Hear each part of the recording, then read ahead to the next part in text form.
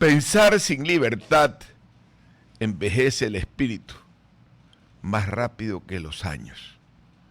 Así de sencillo y de simple. Pensar sin libertad envejece al ser humano, lo tensiona.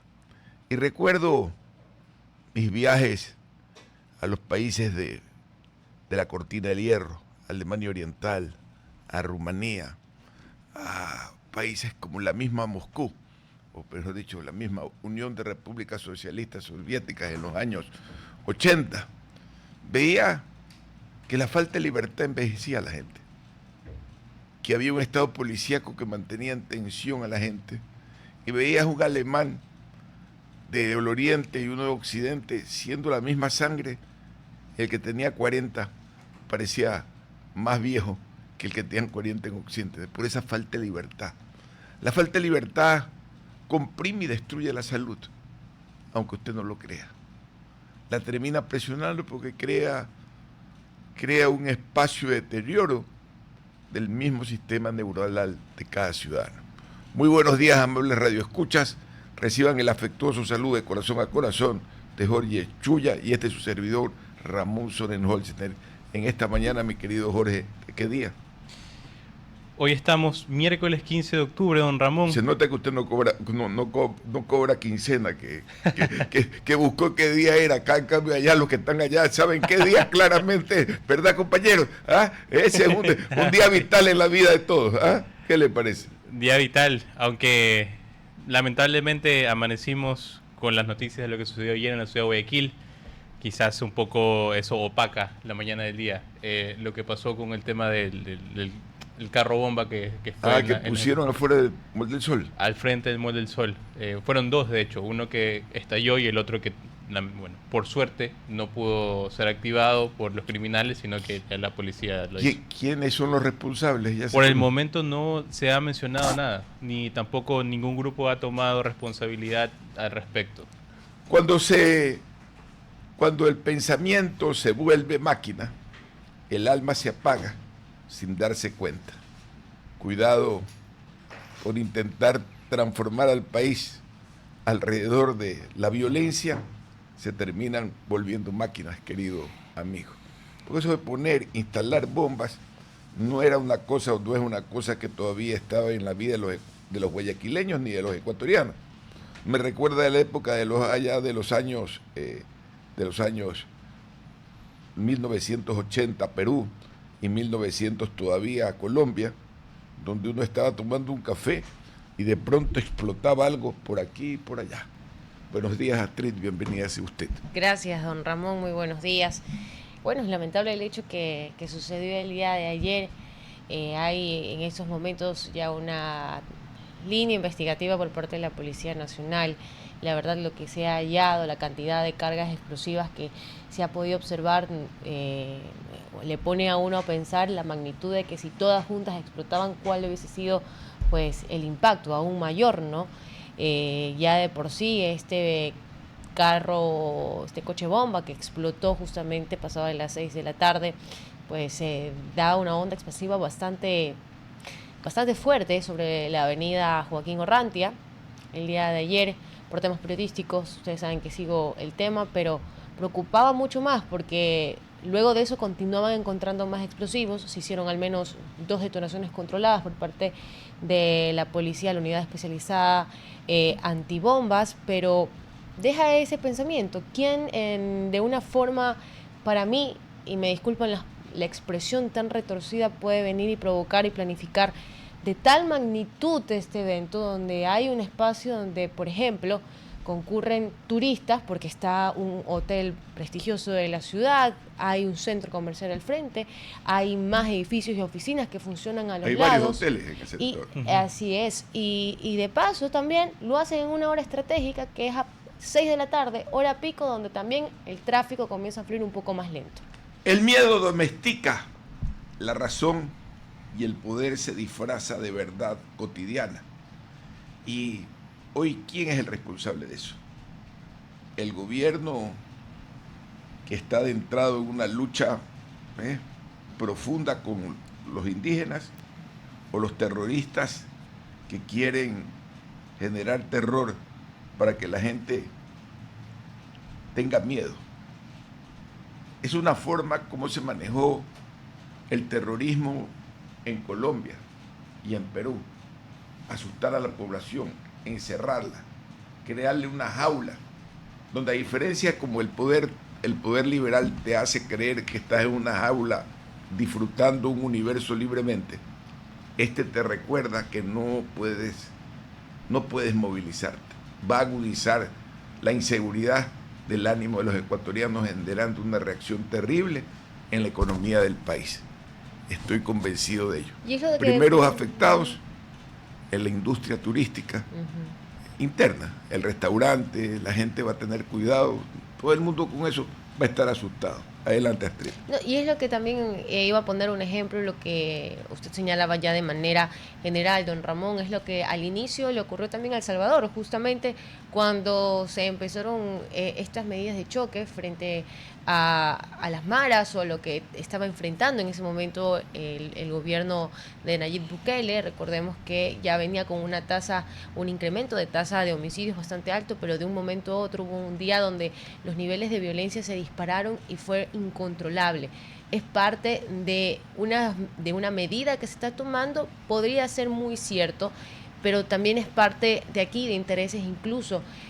Para mí no sería tanta coincidencia que esto también se genere en medio y en un proceso electoral.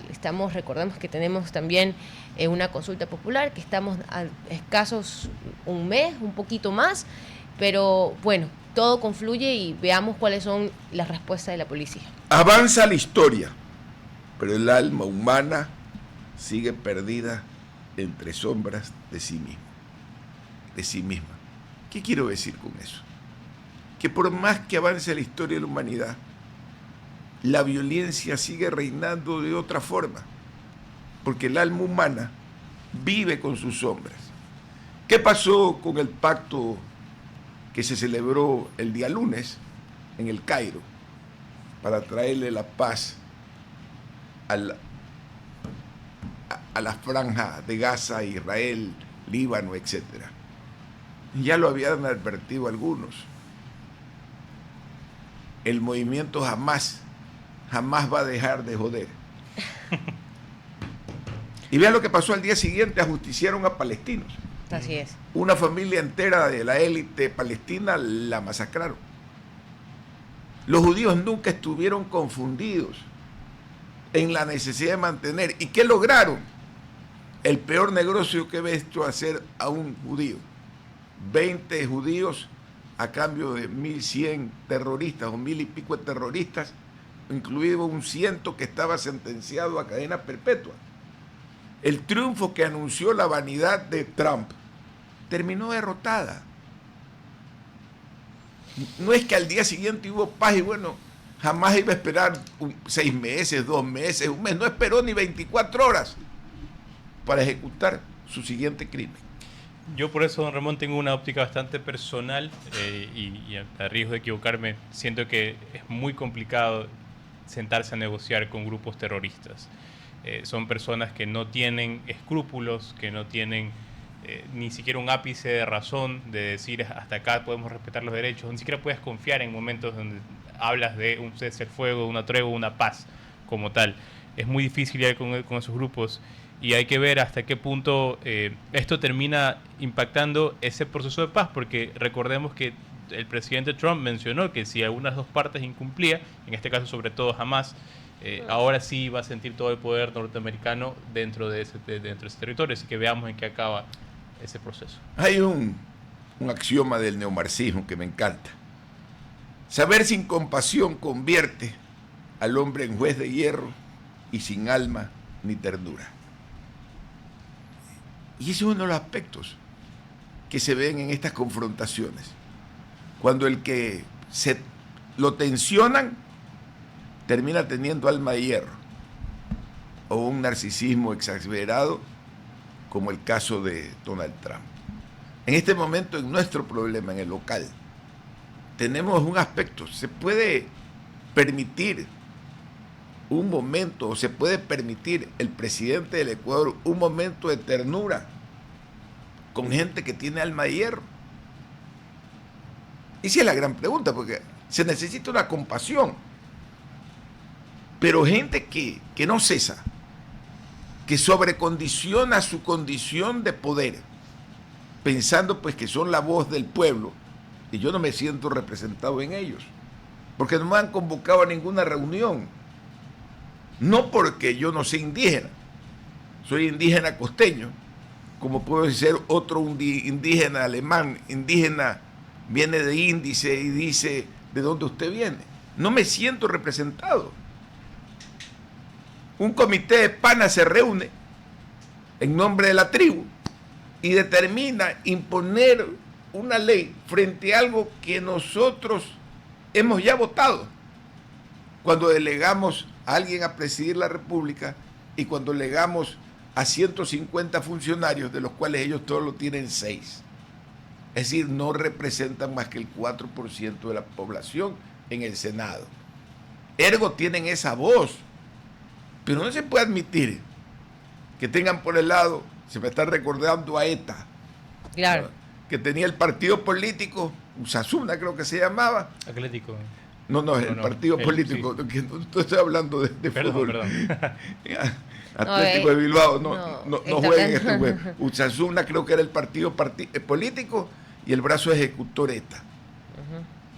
¿Cómo radicalizaron eso? Debilitándolos, metiéndolos a la cárcel, no aflojándolos. Porque si no, hasta hoy día hubiese seguido el lío. En nombre del bien común, nacionalistas, porque ellos además son nacionalistas y nacionalistas plurinacionalistas, quieren imponerle a aquellos que hemos aceptado el contrato social, ¿sí? El contrato social de Correa, además, no el del liberalismo, ni el neoliberalismo, ni eso. Con ese estamos trabajando ahorita. Quieren imponernos una forma de vida. Jodido es eso.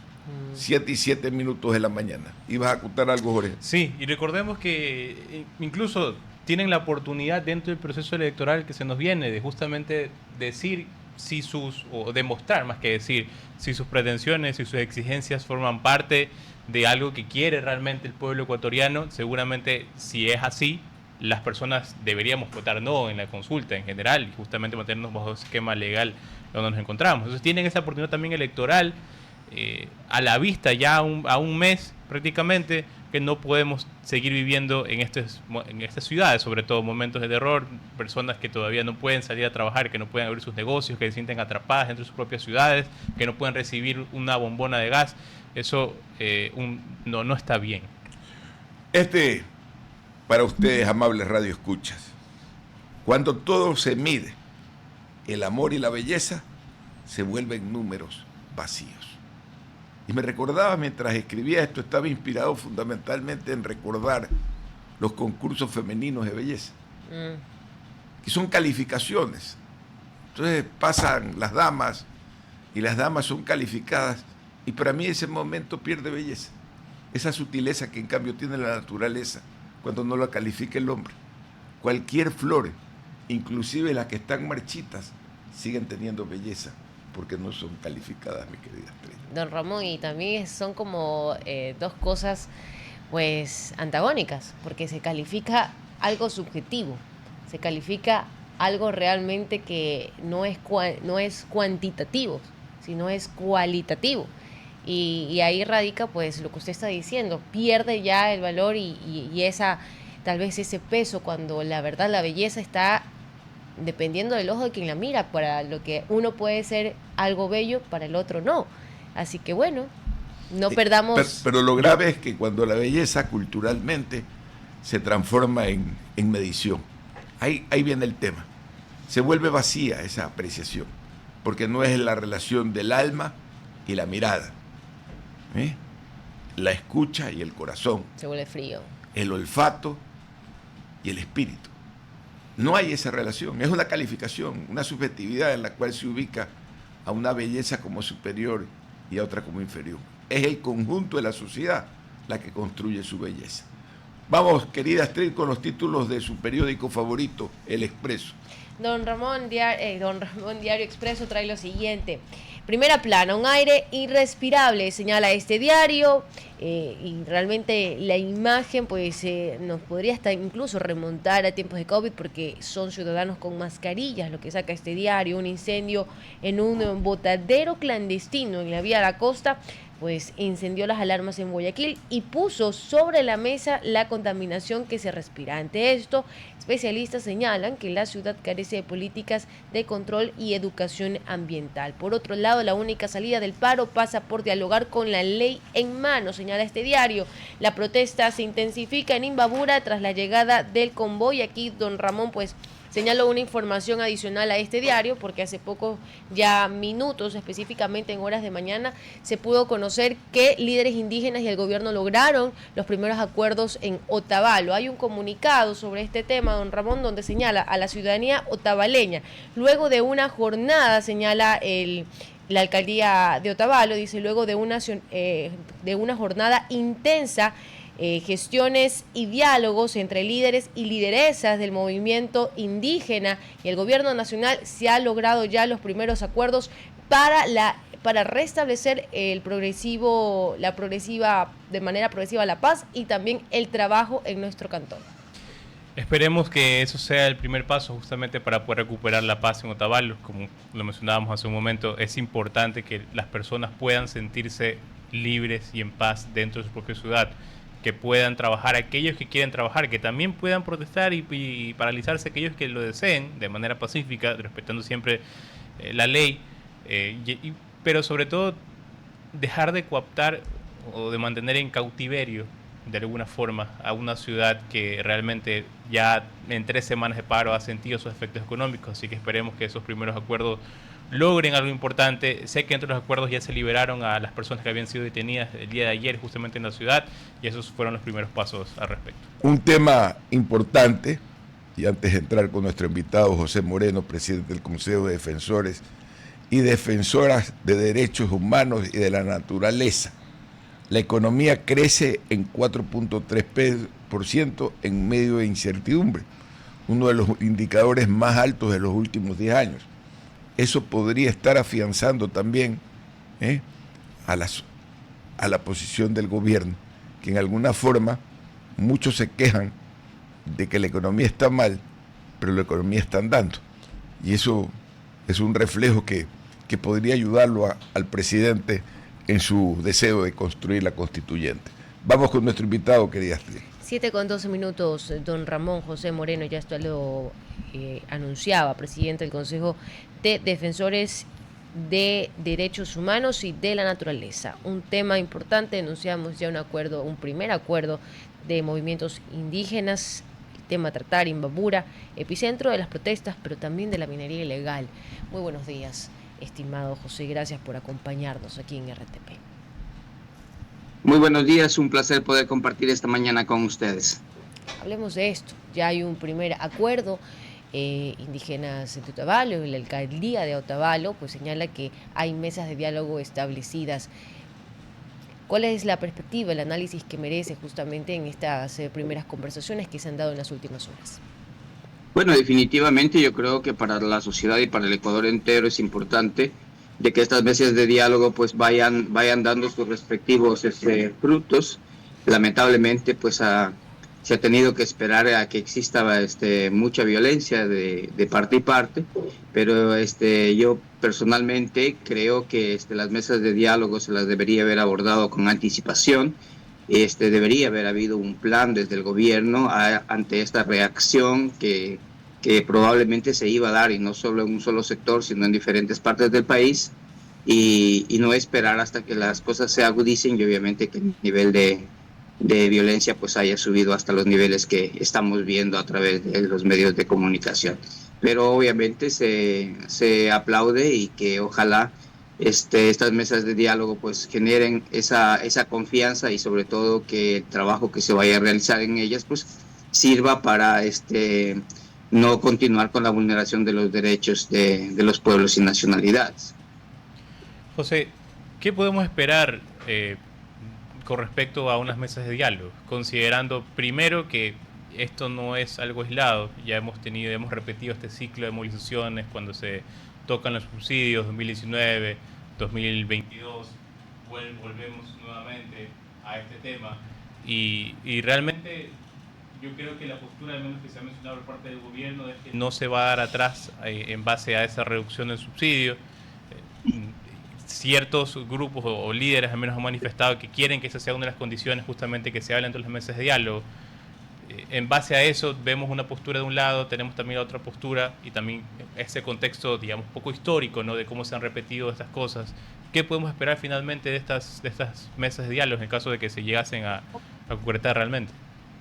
Yo creo primero es que debemos entender que los territorios son muy diferentes y son muy diversos.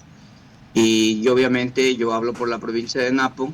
La provincia de Napo también viene sintiendo todo el abandono por parte del gobierno central, sobre todo por la presencia de la minería en los territorios de pueblos y nacionalidades donde los principales ríos están contaminados, donde los ríos que abastecían de peces a las comunidades pues hoy se encuentran muertos, no hay ya peces, no hay ni siquiera microorganismos, y sobre todo que se vulnera el derecho a líquido vital.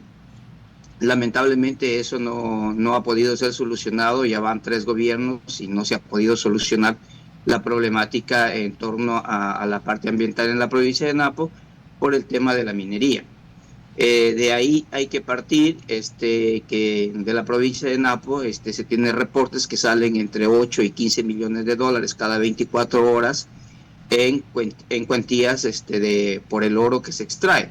Pero lamentablemente ya llevamos, desde que salió la alerta de hace 15 días, el hospital José María Velasco Ibarra del Cantón Tena, que es el hospital más grande que abastece a toda la provincia, no cuenta ni siquiera con el servicio de alimentación para las personas que están internas. No hay productos para la limpieza y desinfección del hospital, ni mucho menos para los equipos de guardianía. Entonces los territorios definitivamente están sufriendo, están abandonados, y de ahí sale el malestar. Desde ahí sale la ira hacia los gobiernos centrales que han tenido la posibilidad de una o de otra forma buscar alternativas y no se ha logrado. Como digo, si no se solucionan los problemas vitales que tienen las poblaciones, sobre todo rurales, tanto en los problemas de educación, salud, vivienda y viabilidad, pues definitivamente el malestar continúa. Se podrán tal vez de una u otra forma apagar un foco en algún sector, pero se prende en otros sectores. Entonces, es eso el problema que tenemos a nivel nacional. Okay. Yo creo que las mesas de diálogo, como tú lo acababas de mencionar, vienen de años y de gobiernos anteriores, pero lamentablemente nunca han cumplido, o si han cumplido, las han cumplido a medias, a los acuerdos a los que se ha llegado. Okay. Y de eso es la desesperación. Yo, obviamente, me llena de satisfacción que hay muchas personas que pueden ir a un hospital privado para pagar sus servicios de atención, pero la gran mayoría de los ecuatorianos no tiene esa posibilidad, y es ahí el gran problema y la gran desigualdad. Y la región amazónica pues obviamente no está libre de esta situación. Las 6 provincias amazónicas, el año anterior incluso ya habíamos pedido que se las declare en emergencia ambiental por el tema minero. Se había pedido la declaratoria de emergencia en salud, educación, viabilidad y trabajo. Entonces todas estas aristas pues no han sido solucionadas, y esto ha conllevado pues obviamente hasta grandes movilizaciones que se están dando. José, entendemos su punto y le agradecemos muchísimo, sobre todo por habernos acompañado. Sabemos que hay muchos pendientes a nivel nacional, pero lo que hemos visto no ha sido unas movilizaciones en contra del gobierno, sino en contra de la misma población, y tal vez ahí mejorar esas respuestas esa capacidad, ¿no?, de buscar respuestas ante un gobierno que realmente viene arrastrando pues problemas estructurales. Le agradecemos muchísimo vamos a quedar comprometidos con usted para poder contactarnos en una próxima entrevista. En estos momentos nos vamos a conectar. Muchísimas gracias, José. Gracias. Vamos a conectarnos en estos momentos con el comandante que está a cargo en estos momentos de las operaciones dentro de la zona cero, por llamarlo de alguna forma, donde ocurrió la noche o tarde de ayer, a partir de las 6 de la tarde, este atentado en la avenida Joaquín Orrantia, que se convirtió en un campo de guerra el día de ayer debido a que explotó un coche bomba. ¿Lo tenemos ya en la línea? Bueno, en unos segundos ya nos conectamos con él. Ya está, perfecto, lo tenemos. No, todavía Muy no. buenos días. Espera un momentito. Buenos días. Hay que venir para la radio. Comandante, ¿nos escucha? Un momento, por favor. Bueno, lo tenemos, tenemos ahí al jefe de operaciones que está justamente a cargo de las labores que se están llevando todavía en el sitio, en esta zona cero de la avenida Joaquín Orrantia. Para ser más específico, es el coronel de Estado Mayor Francisco Zumárraga, comandante de la zona 8. Ok, lo tenemos al comandante.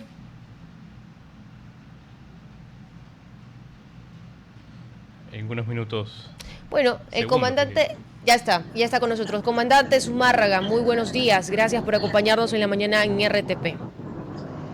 Muy buenos días a través de ustedes. Un saludo a toda la ciudadanía por parte de los cerca de 58,000 mujeres y hombres policías que nos encontramos desplegados en todo el territorio nacional tratando de consolidar la seguridad ciudadana que todos anhelamos. Comandante Zumárraga, el día de ayer seguí de cerca su trabajo, el despliegue que hizo la policía, los esfuerzos que se hicieron para que no detonen más explosivos, más cargas explosivas en la zona. Incluso usted dio declaraciones hasta donde pudo, justamente porque las investigaciones están en curso. A esta hora de la mañana, ya 7:21, le consulto, ¿qué se puede conocer más de este hecho?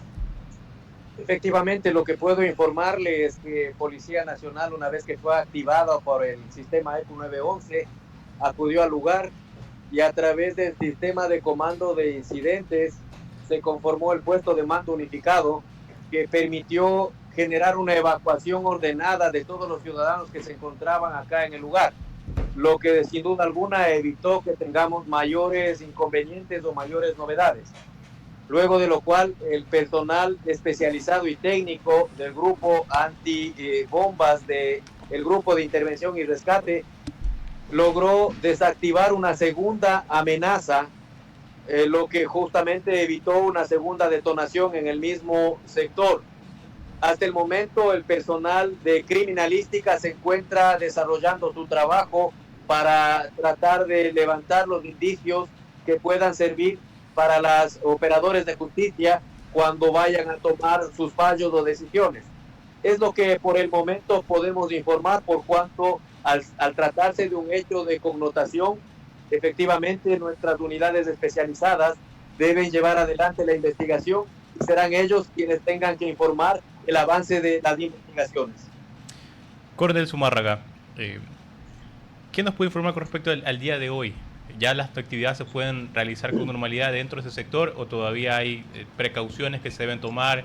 ¿Están ciertas vías bloqueadas? ¿Qué le espera al ciudadano que en estos momentos ya está trasladándose a sus hogares dentro de ese sector el día de hoy? Correcto, como lo había manifestado hace un momento, nos encontramos aún acá en el lugar. El personal de criminalística continúa trabajando durante la mañana. No podría aventurarme a darle una hora en la que podrían normalizarse las actividades en este sector. Posterior a ello tendremos que hacer una evaluación de los daños. Lo que sí es importante resaltar es que la institución policial, que es una institución que tutela derechos y libertades, se encuentra preparada para dar una respuesta inmediata a la ciudadanía guayaquileña y del país. Comandante, ¿cuántas horas de labores ya se lleva desde que se dieron esta alarma de este coche bomba 1 y 2? ¿Cuántas unidades especializadas de la policía se encuentran justamente en este punto? estamos acá con todas nuestras unidades especializadas y adicionalmente con nuestros 3 subsistemas, el investigativo, el preventivo y el de inteligencia. Llevamos cerca de 12 horas justamente tratando de realizar un trabajo profesional y técnico que nos permita dar una respuesta al ciudadano conforme así lo requiere. Lo que sí puedo mandarles un mensaje es que apoyen nuestro trabajo y que colaboren justamente en estas actividades que van en beneficio de garantizar su seguridad. Coronel Zumárraga, le agradecemos muchísimo. Algo más que quisiera agregar, entendiendo que tenemos realmente muchas preguntas. El día de ayer yo le hacía una bastante incómoda e insistía en el tema de qué tipo de explosivos, pero hay que entender que eso está en investigación, hay que entender también, por ejemplo, que la investigación que hoy se realiza en conjunto con la policía, militares, incluso hasta el mismo municipio de Guayaquil, para dar con el paradero de quienes ocasionaron este atentado, pues también tiene que ser reservados, pero ¿qué más podríamos saber y qué más a usted le gustaría pues comunicarle a la ciudadanía a esta hora de la mañana?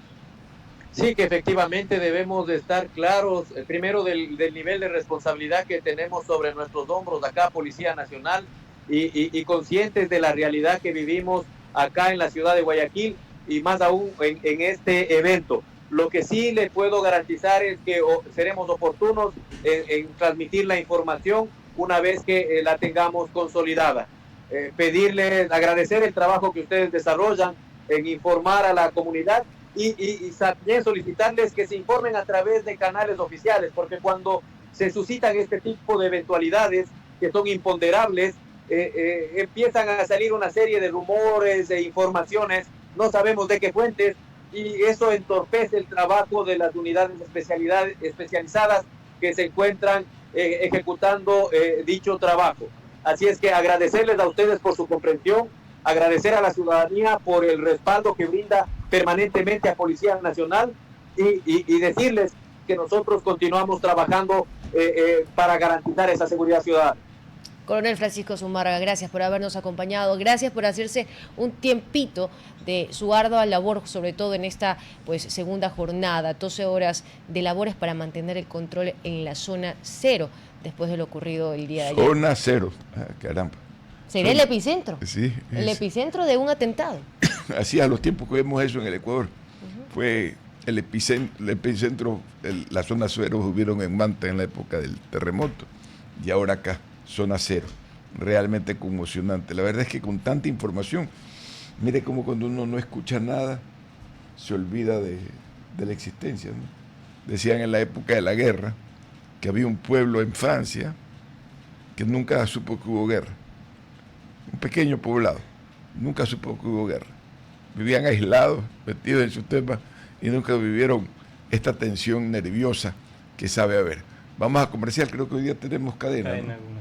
Vamos a los comerciales, un abrazo. RTP 96.5, a la conquista del mundo digital. Presenta sus nuevas instalaciones y tecnología de vanguardia. Renovamos nuestro compromiso de seguir brindando contenido útil y de la más alta calidad. Programas de opinión con referentes de la comunicación.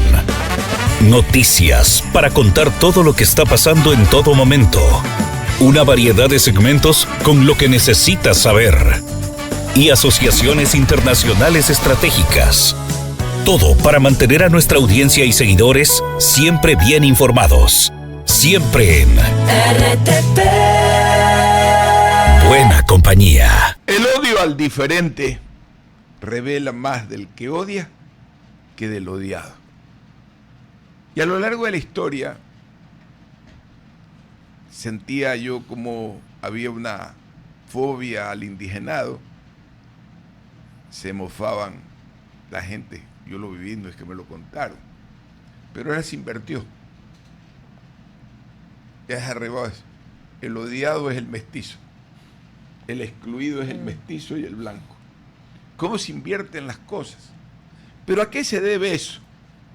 El fanático cree tener la razón porque no soporta vivir con dudas. Por eso no se quieren sentar a negociar, porque no tienen dudas, son como lo que condenó a mi iglesia, la católica, a generar la incapacidad de cuestionar al Dios que uno cree. El que dudaba en el Dios que cree terminaba en la hoguera, terminaba en las torceduras, en alguna cuestión. ¿Por qué? Porque no se aceptaba la duda. Y normalmente eso sucede cuando la gente le tiene miedo a existir, querida Astrid. A existir, a cuestionar, don Ramón, a vivir de una manera realmente no tan cómoda. Y lamentablemente las sociedades que no se cuestionan, las sociedades que no se desacomodan, que no cambian el sentir, que no se preguntan si estamos por el sentido correcto, sino que solamente pues avanzan, realmente ocurre lo que usted ha dicho. Yo creo que en estos momentos todos no solamente debemos dejarnos llevar por un bando o por otro, porque como lo hemos venido aquí pues señalando, el país está dividido entre anticorreístas y no sé si ya ahora podemos hablar de novoístas, pero no debe ser ese camino. Hoy usted con criterio propio y con la información suficiente pues podría pensar y cuestionarse de lo que está bien y de lo que está mal.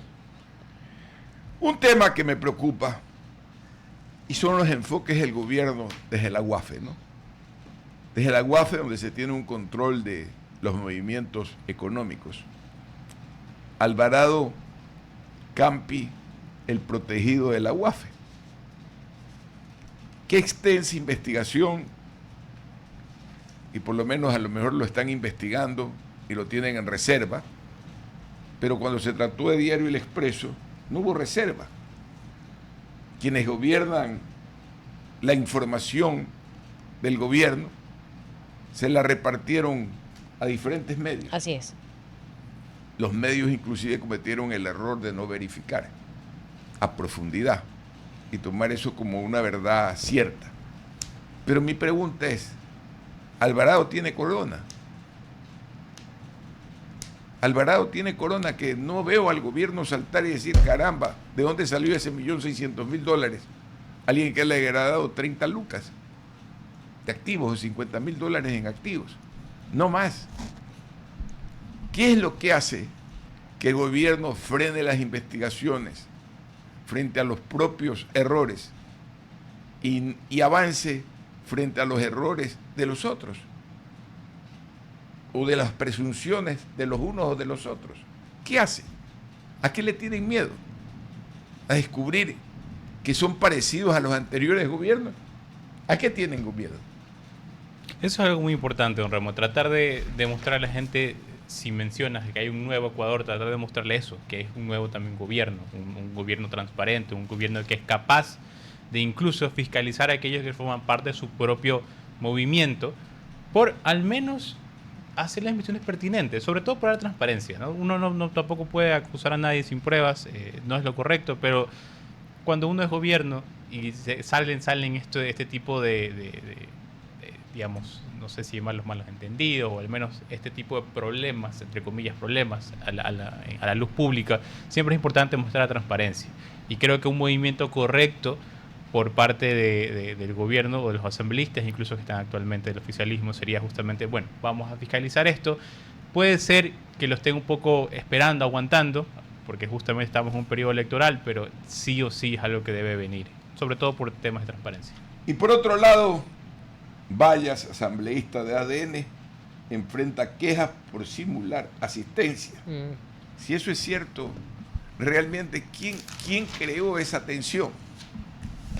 Fueron ellos mismos. El presidente que pensó que una asamblea es una escuelita cómica y que se devenga horas poto. Como que si el asambleísta para legislar tiene que estar sentado todo el día ahí mirando o escuchando. Lo puede hacer inclusive desde su oficina. Lo puede hacer inclusive online. Pero el punto es el siguiente. Y yo critiqué en el año 2008, cuando Correa, 2008, 2007, ya no recuerdo con precisión, o 2009, cuando Correa estableció que los maestros tenían que permanecer en la escuela 40 horas. Y yo llamaba eso horas poto, porque la producción intelectual no está por el número de horas que esté sentado en algún lugar. Y terminaba la gente, era vegetando en las escuelas. Y algunos protegiéndose el uno al otro para que no se enteren que se iban a las 25 horas. Es decir, Cuando tratas a la gente tan infantilmente, tan reclusoriamente, porque eso es reclusión, lo único que logras en el largo tiempo es no tener productividad. Créame con honestidad, yo estoy en el mundo pedagógico hace 13 años y realmente está bien, hay unos horarios, unas disciplinas, pero no hay que pensar que el que sientes algo en una silla, hacer como le llamaban investigación, va terminando investigando porque simplemente esa persona no tiene interés en investigar. Así de sencillo. Las vocaciones son las que mandan en la vida. Cada maestro tiene una función diferente. Cada maestro lo tiene y creo que siempre es importante poder, primero, ensalzar esa labor, que es muy pertinente. Y segundo, también estoy de acuerdo en que hay ciertas horas, esas horas que no realmente ejemplifican lo que un maestro hace con sus alumnados, con sus estudiantes, con esa labor de aprendizaje, eso que quieren hacer y llevar a cabo. Y qué importante siempre va a ser poder invertir en los maestros, poder invertir en educación, porque no solamente se trata del futuro de Ecuador, se trata también del presente. Oiga, ¿cómo es el marketing, no? Mejor no hablo porque a mí la verdad es que cuando la educación se la ve desde el ángulo de ser la mejor, ¿qué determina ser mejor algo? ¿Qué determina ser mejor? El ranking, ¿quién lo establece? ¿Cómo lo establece? ¿Por qué tenemos que exhibir entre los que educamos una especie de supermaestría? Oh, ok, sí. Entonces veo una universidad que dice la mejor universidad del Ecuador según ranking de 2026. El 2026. La ponen en gringo, ¿no? ¿Pero por qué lo hacen? Porque venía ayer y conversaba a mi asistente que veníamos íbamos a del médico y digo, mira, ¿cómo nominamos las cosas? The Fall, ¿eh? No le podemos decir la cascada. ¿Sí me explico? O sea, si no somos ni siquiera latinistas, ¿no? Aquí en la empresa nuestra le pusieron un nombre Cazuela, yo le decía toda la roca, ¿no? Pero bueno, Cazuela al final le suena latín, a italiano. Pero todo es agringado. Todo es agringado, Dios mío. ¿Sí? No podemos ponerle la roca, la casona. Eso es lo que consume la gente. Cree que arriba un nuevo puerto porque compra un lugar que suena gringo. The River Tower. The River Tower. Las torres de la Ribera. ¿Por qué no le pusieron las torres de la Ribera? ¿Ah? Otro nombre. Es que hay algunas riberas aquí también, me imagino. Está bien, pero la Ribera 1, la Ribera 2, la Ribera del Babahoyo, la Ribera del Daule, la Ribera del Huijo, ¿ah? La Ribera de San Borondón. Cualquier cantoncito, póngale. Mire cómo estamos complementados en esa arquitectura. Y por el otro lado, mientras construimos este universo lleno de fantasía, de sentirnos que estamos en otro planeta, vamos a ver lo que estamos construyendo en el otro lado de la sociedad. Vamos a ver lo que estamos construyendo en el otro lado de la sociedad, en la otra orilla, en la que habla en español, en la que no tiene otra alternativa que hablar en español. Y ese es el Ecuador que estamos construyendo, ese es el Ecuador que queremos. Cada día crece urbanamente, así como dice, uy, qué expansión de los bienes raíces en San Borondón. Y produce una excitación en la inversión. Y mi terreno vale $100, $200, $300. Tengo 10 hectáreas a $40, en $4 millones. Tengo tal cosa. Y en el otro lado, ¿qué sucede? Cae el precio. Hay abandono. Las invasiones se multiplican. ¿Sí? La plusvalía de los que menos tienen, ahí va también una lucha, el uno invade al otro, el otro le quita al otro, y no hacemos reparo de esa crisis. Y le doy la bienvenida a mi querido César cuando son 8:16 con 47 segundos. Don Ramón, es Times Higher Education, eso es lo que significan las siglas, y yo comparto la frustración con usted de que no pueden ni siquiera traducir eso, que no creo que rompa con ninguna guía o que produzca alguna queja de parte de la institución o de las instituciones que publican el ranking. Comparto con usted la frustración con esta obsesión de poner a todo en inglés y muchas veces en un mal inglés, marcas, productos, ciudadelas, Y creo que también soy escéptico del valor de los rankings. No le puedo decir que no signifiquen nada. Para mí, yo creo que de mi experiencia universitaria había una marcada diferencia en una universidad que esté allá por 200 y una que esté allá por el 20 nacional. Pero de ahí entre una que estuviese entre el 20 y el 40, el 30 y el 60, la diferencia era nula, al menos en calidad educativa. Y yo creo que un estudiante que está aspirando a entrar a una universidad, en el Ecuador o en cualquier país, debería observar otras cosas. ¿Qué filosofía maneja la institución? ¿Quiénes van a ser los profesores que den clase en su facultad para ver qué han publicado, qué han hecho en su vida? Y los resúmenes del contenido de las clases que en teoría atendería el estudiante en su paso por la facultad. Y de ahí pues las instalaciones, obviamente el costo. Pero creo que hay una malsana obsesión con el ranking en todo el mundo y en Ecuador es hasta más ridículo aún. Eso es el problema cuando se determina todo en el mercadeo, y donde yo iba es qué tipo de sociedad estamos construyendo. Porque la construcción la hacemos todos, ¿no? Y hay unos que tenemos funciones de liderazgos menores, mayores, intermedios. No importa. Hacemos liderazgo. El que habla en una radio, el que escribe en un periódico, el que construye todos los días, el que abre una tienda, el que organiza un sindicato, el que organiza un comité de barrio. Todos esos son líderes. Pero tenemos que preguntar en qué función estamos trabajando. ¿En el aislamiento de las comunidades o en el acercamiento de las comunidades? Yo me alegro, estuve en el centro la semana pasada 2 veces y hay como un deseo de cambiar las cosas. Se siente que hay un movimiento, que hay limpieza, que se está moviendo un poco la cosa. Pero penetramos en otro lugar y renunciamos a reconocer y cada vez nos distanciamos más de la otra realidad, de esa gran realidad que es masiva. No son 4 personas. 4 personas somos los que habitamos por estos barrios.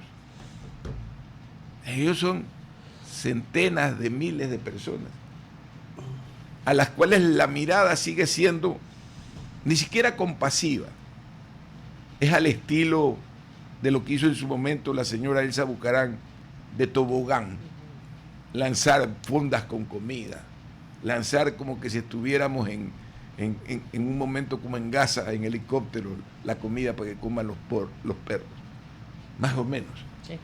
Eso es lo que me preocupa, ese aislamiento terrible que tenemos. Y si les molesta, cambien de opinión, porque a muchos les tiene que estar molestando lo que le digo, porque es una introspección que tenemos que hacer los que pertenecemos a la mediana y alta dirigencia.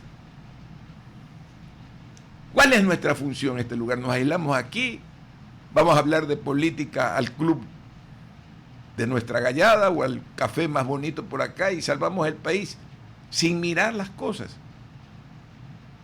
Entonces después, cuando hay un movimiento indígena que se alza, para mí no con justicia, pero se alza, es porque tiene que buscar ser escuchado.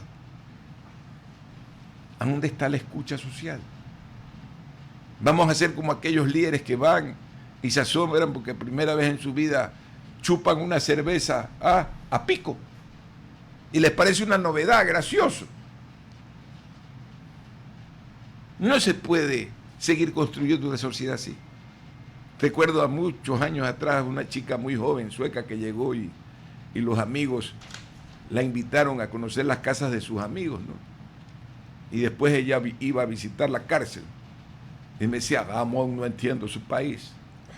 Los ricos viven de esta forma tan monumental y los pobres y los que están en la cárcel viven entre mierda. Porque en la cárcel se vive entre mierda, por lo menos esa época de la altura. Entonces, cuando hay esas diferencias, Europa está preocupada porque ha comenzado a haber una diferencia terrible entre la masa obrera, la masa del salario de los mileristas, los que ganan 1.000 euros, ahora ganan un poco más, pero que ganaban eso, digo, usted está en los 2.000, hay una diferencia terrible, no tienen acceso a la vivienda decente, tienen que alquilar, es otra la problemática. Pero la sociedad está preocupada por eso. No sigue lanzando bolsas como las Navidades de Elsa. Que no sé si se acuerdan. Por porque era supuesto. joven. No, sí. Entonces, no siguen. Y eso creo lo que estamos haciendo. Ha llegado un hombre joven a gobernar, pero con todo respeto, y cuésteme lo que me cueste, lo digo, con los mismos vicios del pasado, con las mismas triquiñuelas del pasado, con las mismas habilidades aplaudidas en el mundo político. Sin duda yo lo aplaudo y digo, qué bien, caramba, ha logrado domesticar al correísmo. Pero por otro lado también digo, qué bien, qué mal que se domestica a las fuerzas para no ser cuestionado y no aceptar el cuestionamiento del otro. Cuando eso sucede en una sociedad, no se puede respirar bien porque está contaminado el ambiente. La hora estricta. Don Ramón, ya 8:23 de la mañana. Vamos a un tema local. Guayaquil respira aire contaminado hace años. Usted sabe que a mí me encontraron plomo. Claro. Cuando yo tenía 30 años. Lo pude limpiar gracias a un vegetariano. No Seguramente lo sacaba muchos ninguna- ecuatorianos estén iguales. Es que deben estar. Plomo, cadmio. Yo tenía el almacén, la tienda, como le decía yo, mi tienda, ahí en Esmeraldas y 9 de octubre. Era un paradero de bus. Y esa vaina botaba, si era permitido 50, botaba 5.000. Entiendo que ahora ha bajado a 500 o algo así. Pero eran 5.000. Yo ni me daba cuenta porque vivo siempre como en otro lugar. Nunca estoy en el lugar donde físicamente estoy. Siempre respiraba hasta que un día fui donde el médico, me sentía mal y me hizo una medición y me sacó el plomo. No había medicina y me dijo, con esto te fregaste. Fui a donde una vegetariana, una ¿Puede ser naturista. vegana o vegetariana? No, naturista. No había veganos en ese. Naturista. Y me hizo una serie de ejercicios, la doctora Urquizo se llama porque todavía vive, y pude liberar esa cuestión. Pero normalmente la ciencia no logra eso, por lo menos en esa época no lo lograba. Ahora a lo mejor sí, estoy hablándole de 35 años atrás. Y ese era lo que yo respiraba, y seguí respirando, porque entre el camino diario que hacía en el barrio donde teníamos la radio y las empresas nuestras, había esa contaminación. Así que llevamos años contaminando la salud pública, queridos compañeros. Adelante, Astrid. Definitivamente, don Ramón, ahora la situación, y bueno, ese fue un pronunciamiento que también pues le preocupó al alcalde sobre el estado del ambiente y el ecosistema que se percibe actualmente en la ciudad, pero debería irse más allá. Realmente hoy se habla debido a estas quemas o tal vez al tratamiento inadecuado que se da a ciertos productos o desechos. ¿Y qué se hace, no? Más allá de sugerir, más allá de tal vez darle una alerta a la ciudadanía. Aquí se debe actuar de manera inmediata, y le hablo de un hecho concreto, don Ramón, que se aleja un poco de este tema, pero que es necesario también tocarlo, porque no está tan alejado. Y es el tema, por ejemplo, de las recicladoras. Hace poco Teleamazonas asistió a una recicladora ubicada en una zona periférica de la ciudad de Guayaquil, y se fue por una denuncia ciudadana. El problema es que cuando se llegó ahí, nos damos cuenta de manera aérea la cantidad de producto y de plástico que había. Era increíble. No había ningún letrero de que eso sea una recicladora formal. Y por último, terminaron saliendo, no se les puede llamar de otra forma, delincuentes que bajaron la cámara, quitaron los cables de la cámara del equipo periodístico e hicieron borrar las tomas que se habían realizado. Entonces yo creo que además de lo que se está denunciando de este tratamiento pues no controlado de ciertos desechos que pues contaminan el medio ambiente, hay que ir ya por las sanciones adecuadas de quienes no están bajo la ley. Hay varios aspectos en ese tema, ¿no? El primero, culturalmente, ¿no? Lo que el aseo es para unos, para el otro no hay importancia. Yo a veces voy a algún lugar y acostumbrado a la buena asepsia, y lo veo también en personal que trabaja conmigo, hay que educar. Hay que gastar mucho tiempo en educar, en domesticar la visión del aseo de la sociedad. Porque hay gente que no lo ve, pues no ve lo que otras personas ven. ¿Ya? Y hay que tener un ojo para tener eso. El aseo en otras sociedades como la japonesa o la alemana es fundamental. Lo primero que te enseñan es educación dentro de tu propio entorno, ¿no? Yo recuerdo de niño en el colegio alemán me enseñaba a lavarse las manos. Y había una canción que no la voy a cantar porque lo voy a cantar feísimo. y además medio balbuceada porque no me la acuerdo de todo, pero Händen waschen, o sea, lavarse las manos, y mientras nos lavábamos las manos y después coger la toalla, die Tusche, entonces, ¿cómo se llama? Die Handtücher. Y entonces uno iba como aprendiendo. Uno iba aprendiendo a eso. Uno iba aprendiendo a fabricar sus entornos, a participar en la sociedad. Por ejemplo, yo sufrí una decepción muy grande, pero muy grande. En el grupo del colegio alemán se acostumbraba a hacer una feria, se acostumbra a hacer una feria anual en Ceibos y otra en San Borondón, en la cual los padres aportan con trabajo, ¿sí? Con trabajo para generar un fondo o acrecentar un fondo que sirva mañana para casos de siniestro familiar, cuando no puedan pagar, muera el padre o haya una problemática de salud grave. Pero eso tenía un contenido. Yo recuerdo que allá en 1966 el colegio alemán estaba en formación, yo tenía 8 o 9 años, y nos hicieron armar los kioscos para hacer la feria. Participábamos los alumnos, los profesores y las ¿cómo se llama? Y los padres de familia. El último evento, en uno de los eventos, ya los padres dijeron, no, mejor hagamos un sorteo porque nosotros no queremos trabajar.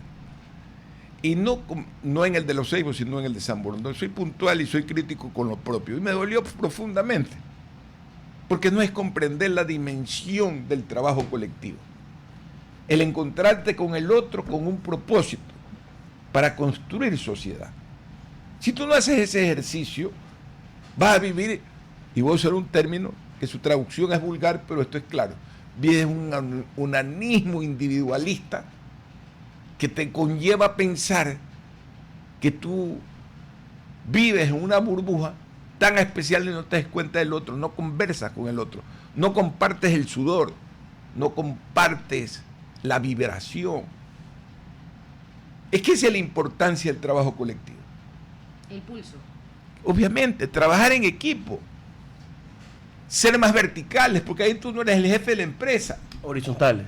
Perdón, horizontales, gracias por la corrección, porque tú no eres el jefe de la empresa, eres parte de un emprendimiento, eso es un aprendizaje terrible. Sin embargo, me decepcionó y lo digo públicamente. Y esto para mucha gente puede asustarse, porque uno también tiene que corregir e insistir en lo que uno realmente piensa. A mí, cuando tenía 30 años y estaba dedicado a N actividades, manejaba algunas instituciones financieras, no tenía tiempo para dedicarme a la educación, estaba más dedicado a mi mundo, a mi creación. Me llamó la directora del colegio, la señora Lemke, la fundadora, no la directora, ya había regresado para los 30 años. Y me dijo, ojalá que algún día tú y tus compañeros, o tus compañeros y tú, como es correcto, sean capaces de seguir con este sueño. Y ese es el sueño. No hay propiedad, hay colectividad. Una sociedad que no tiene colectividad, que no se preocupa por su ciudad y se aísla y se crea sus propias burbujas, no tiene futuro. Porque toda burbuja, y hagan la observación desde la física, se revienta. Es frágil. Se revienta. No hay burbuja que no sea frágil. Las burbujas hechas de cristal, se le tira una piedra y se destruye. Y ese tipo de rupturas no dan la oportunidad de ser deconstructivos. Porque algunas veces hay cosas que no funcionan, pero tú te sientas con el otro y dices, oye, mira ese pedazo que está aquí, este otro pedazo que está acá, lo juntamos y generamos una deconstrucción, desarmamos y volvemos a armar un sistema. Porque, ¿qué le pasa al Ecuador? ¿Y a dónde va la deconstrucción? 8:32, ya me voy con este último comentario. En la deconstrucción pasa algo importante. Queremos cambiar una sociedad. Tendríamos, como algunos dicen, para que cambie el Ecuador, tirarnos una bomba sobre nuestros genes. ¿Ya? Pero eso no es posible, porque eso es destructivo. Entonces, ¿qué tiene que inspirar una gran revolución social? El entendernos en comunidad. No seguir lanzando bolsitas de comida para los pobres, sino constituyendo dignidad social. Que la gente diga, carajo, yo no quiero recibir esta vaina, vamos para adelante. Tengo esta oportunidad, la voy a usar. Si no construimos eso, créanme, queridos amables radioescuchas y jóvenes, que les agradezco vuestra sintonía, porque me sorprende la cantidad de gente joven que a veces me para y quiere conversar conmigo. No vamos a cambiar nada. Si no entendemos que somos parte de este lugar y que los que tenemos que cambiar somos nosotros. Comprendernos en otra dimensión. Ser dirigentes que seamos capaces de crear asociatividad, no renunciamiento. No se puede renunciar a construir el bien común. ¿Y qué pasó a la ley? ¿Se acuerdan de la época de la basura? Cuando no había la empresa que recoge la basura. ¿Cómo tiraban la basura a la gente? Del 5º, el 6º, el 10º piso, la bolsa llegaba abajo rota. Y todos a oler la mierda ajena. Dejo a mis compañeros, yo me retiro, me voy para Machala en este momento, para su tierra, don César. Un abrazo. RTP 965, a la conquista del mundo digital. Presenta sus nuevas instalaciones y tecnología de vanguardia. Renovamos nuestro compromiso de seguir brindando contenido útil y de la más alta calidad. Programas de opinión con referentes de la comunicación. Noticias para contar todo lo que está pasando en todo momento. Una variedad de segmentos con lo que necesitas saber. Y asociaciones internacionales estratégicas. Todo para mantener a nuestra audiencia y seguidores siempre bien informados. Siempre en RTP. Buena compañía. 8:39 de la mañana. ¿Usted está escuchando? Tengo frente a mí las pantallas de RTP y usted está escuchando, por ende. La mañana en RTP por la 96.5 en Guayas y Santa Elena. 98.7 en la provincia del Oro y en el Real Audio en www.rtp.es. En todo el orbe. ¿Y en Facebook y YouTube cómo? @RTP Ecuador. Ecuador. Casi no se la caigo. A ver, página 21 de Diario El Universo, marcador. Ecuador, tercera plantilla mejor cotizada, clasificada al Mundial por Sudamérica. Ecuador, que empató ayer con México. Un amigo decía que esperaba encontrar entre las gradas del estadio, celebrando el gol de México, a ese pobre funcionario de la embajada al que le cayeron a palo los policías cuando se fueron a llevar a Jorge Glass. Yo veo frente a mí, en este momento, en esta página 21 de Diario El Universo, los invito a revisarlo, solamente la versión digital también está graficado, una imagen que me da la impresión que fue hecha con inteligencia artificial. ¿Por qué? Porque hay un fondo de color orín, ¿ya? Que algunos se dan cuenta que se lo puede encontrar en un montón de cosas producidas por la inteligencia artificial. Los gringos, de manera bastante directa, le llaman el piss filter, ¿ya? Y la verdad es que hay un fondo mixioso por encontrar una palabra apropiada en el español. Yo sé que puede ser caro y es cada vez más caro contratar a diseñadores gráficos, peor si son de planta, en los medios de comunicación. Y yo sé que, y es la gran tragedia esa, al gran público... Está en sepia, pues, César. Está como en sepia y el amarillo se pierde. No. Usted Vea. también como... Usted es diseñador gráfico. ¿Por qué le, No, yo no soy le daña, diseñador gráfico. le daña el Lo que concepto quiero gráfico decir, al gran de esa publicidad? al gran público hoy en día le importa un comino este tipo de cosas, y devora, engulle, porque no puede consumir de otra forma un montón de imágenes que en otras ocasiones uno puede encontrar en el fondo no seres humanos sino a monstruos, ya, con rostros indescifrables, o con una mano de más o con 3 dedos faltantes. Yo solamente digo, ¿qué estamos haciendo con el mundo? No estamos seguros todavía de que nos hayamos hecho, que nos vayamos a hacer más productivos realmente. Hay grandes preguntas, incluso si la inteligencia artificial empieza a funcionar bien, sobre qué pasará con los trabajadores del mundo. Me van a hacer ludita a mí, pues, ¿no? Que yo estoy en contra de la tecnología, pero no es eso. ¿Qué estamos apagando en la educación y en el arte? ¿Qué estamos perdiendo haciéndonos más dependientes de esto? Yo les dejo a ustedes la pregunta al aire para que se la respondan. Pero quisiera escucharlo antes de entrar a la entrevista de segmento, lo que usted opina. Solo algo de contexto, antes justamente de entrar a esto. El día lunes, el Premio Nobel de Economía llegó a manos de 3 economistas importantes, nuevamente realzando la historia económica, que justamente hablan de cómo el crecimiento económico nace a partir de la innovación, y hablan ellos de la creación disruptiva, tratando de traducir un poco el término. Justamente habla de cómo destructiva incluso, perdón, que justamente habla de cómo las nuevas tecnologías desplazan a las anteriores, creando nuevos espacios del trabajo, nuevas plazas como tal, también desplazando a aquellas que no forman parte de esos ciclos, pero que en general es ese ambiente de innovación lo que justamente hacen que las sociedades progresen, ¿no? Entonces, ahora estamos en un mundo de inteligencia artificial, que es quizás la nueva arista o ese nuevo ciclo en el que estamos entrando, y veremos cuál va a ser ese resultado. Pero quería acotarlo con un poco de contexto para entender qué tan importante puede ser esa parte de la innovación, y sobre todo eso de que mencionabas un poco de cómo este tipo de trabajos pueden ser incluso desplazados en un futuro. Es algo lo que va Claro, y yo estoy de acuerdo con usted, querido Jorge. Cuando se trata de un desplazamiento local, está bien, está muy bien, porque se destruyen unos trabajos, se crean otros y se genera productividad. Cada hora que pone un trabajador genera más, cada hora que pone un capitalista genera más. Pero yo creo que la inteligencia artificial nos plantea una pregunta distinta. No estaríamos hablando de un desplazamiento local, estaríamos hablando de la obsolescencia del trabajo como lo conocemos hoy en día. Creo que es una pregunta distinta por eso, pero también creo que esa acotación es importantísima. Ahora sí, y más bien si quiere unirse a la discusión, bienvenido sea a nuestro entrevistado, que ya el ingeniero Varas ha hablado con nosotros en algunas ocasiones de tecnología y seguramente venimos a lo mismo hoy. Sí, ¿qué tal, César? Buenos días, Astrid, Jorge, qué gusto estar aquí de nuevo. Sí, en efecto, quería hacer una acotación.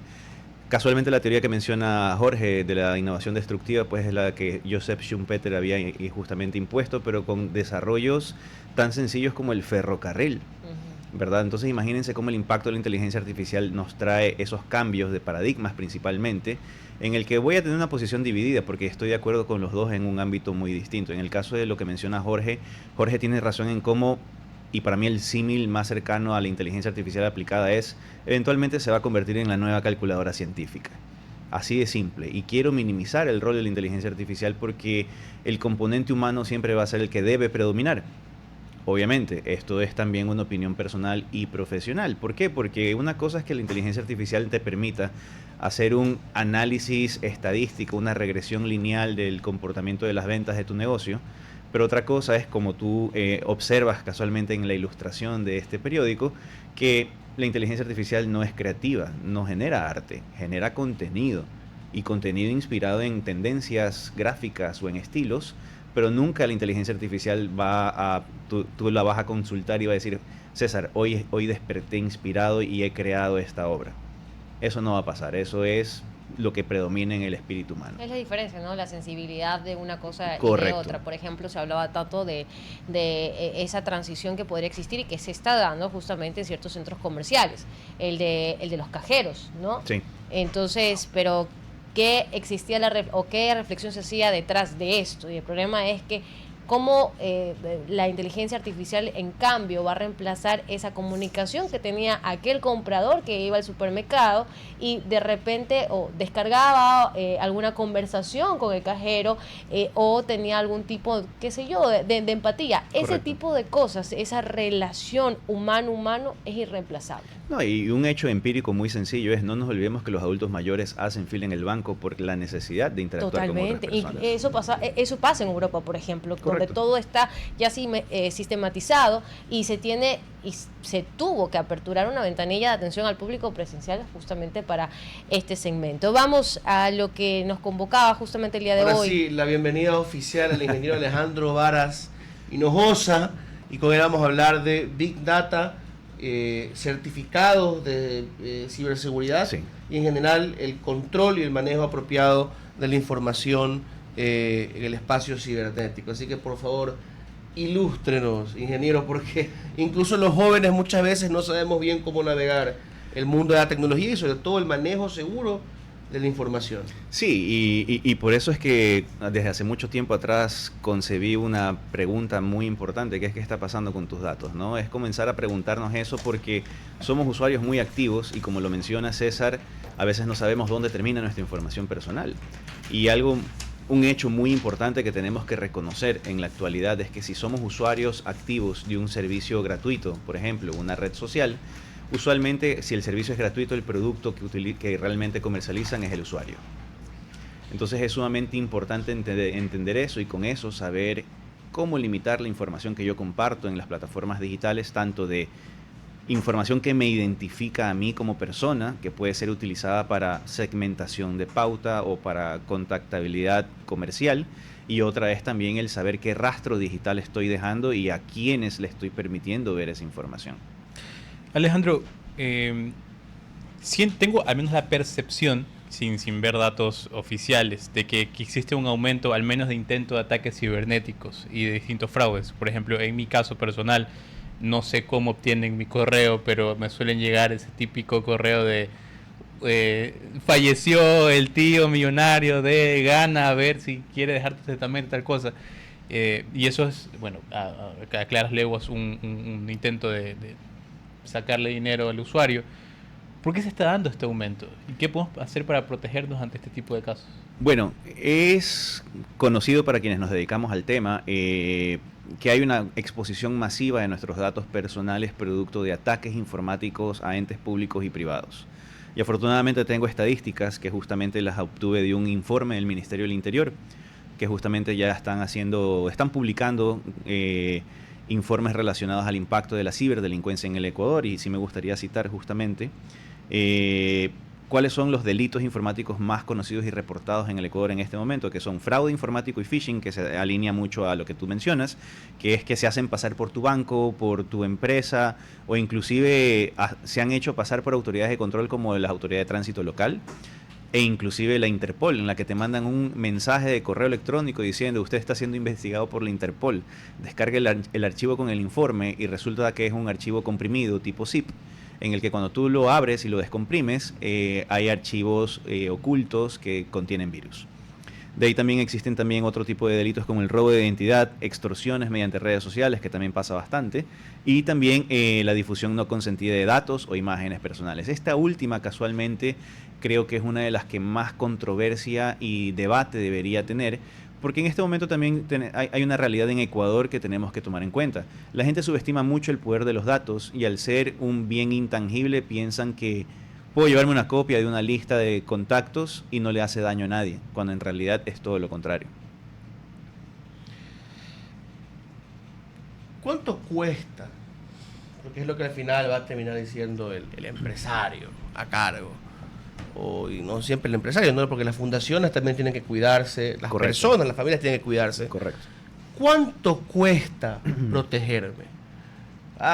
Es poner un antivirus como toda la vida. Creo que mucha gente se quedó en el antivirus. Señor McAfee, sálveme. ¿O hay algo más? ¿Y qué conlleva? Es una excelente pregunta, porque casualmente, y no quisiera quedarme con una respuesta de que la privacidad no tiene precio, ¿no? Definitivamente hay un precio que tienes que asumir, y el cálculo real del valor de tu privacidad está en cuánto te costaría recuperarla.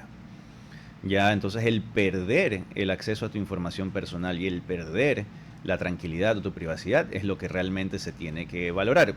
Hiciste una buena referencia, sí, antivirus. Eso es una línea básica de defensa digital. Pero los controles técnicos no son nada sin un entrenamiento al usuario. Y tal vez suene muy empresarial lo que te estoy diciendo, pero así como nos entrenan en las empresas para aprender a distinguir un correo falso de un correo verdadero, que es un arte por sí solo, en el hogar también tenemos que tener cuidado a la hora de a qué red me conecto, qué contenido busco o utilizo, qué información dejo en internet y asegurarme que las personas que me contactan son realmente las que se están identificando y no es un impostor que busca hacerme daño. A nivel técnico hay cálculos, ya, pero obviamente son metodologías que usualmente las empresas utilizan para calcular la pérdida anual esperada ante un incidente técnico. Yo creo que en los hogares también las cabezas del hogar deberían aprender a adaptar ese cálculo en el hogar para saber cuál es el riesgo de que un niño de 10 años tenga una tablet todo el día y se conecte a cualquier página web, comience a ver contenido indebido y comience a caer en el hoyo de la madriguera, ¿verdad? Y que eso se termine siendo un hoyo sin fin y eso afecte tanto a su psiquis como también eso pueda atentar contra la integridad tanto del niño como de la familia. Alejandro, me gustaría poner ejemplos prácticos sobre la mesa para nuestra audiencia, en donde cómo podemos mejorar nuestra seguridad digital. Por ejemplo, bueno, primero puede ser el tema de redes sociales, cómo mejorar para tratar de evitar que nos hackeen en ese espacio. Segundo puede ser cómo hacemos para quizás recuperar el control de nuestro correo electrónico en los casos donde por ABC motivo quizás colocamos mal nuestro correo, se filtró en una base de datos y ahora estamos ya en la base de datos un poco de estas personas que se dedican a este tipo de delitos. Y tercero, quizás también, como mencionabas antes del tema, por ejemplo, de las fotos, cómo podemos también mantener privacidad en temas de nuestras fotos como tal, qué procesos podríamos también acoplar dentro de nuestro sistema celular o en otros sistemas. Bueno, ahí sí quisiera partir con una analogía, ¿no? Así como nos enseñaron toda la vida que hay que tener cuidado a la hora de salir a la calle, no ir por ciertos lugares, no vincularte con cierta gente, ¿verdad? Y no actuar de cierta manera, lo mismo ocurre en Internet. Ya existen conceptos como la higiene digital, la defensa personal digital, que tenemos que comenzar a aplicarla. Cuando hablamos de higiene digital es saber cuál es tu correo electrónico y cuál es la contraseña que le pertenece a un servicio. Recomendación profesional es no tengas la misma clave para todos los servicios, porque ahí es donde más vulnerable eres y eres más sujeto a ataques. Es cansado, es tedioso, sí, la contraseña sigue siendo una línea de defensa muy importante para acceder a servicios.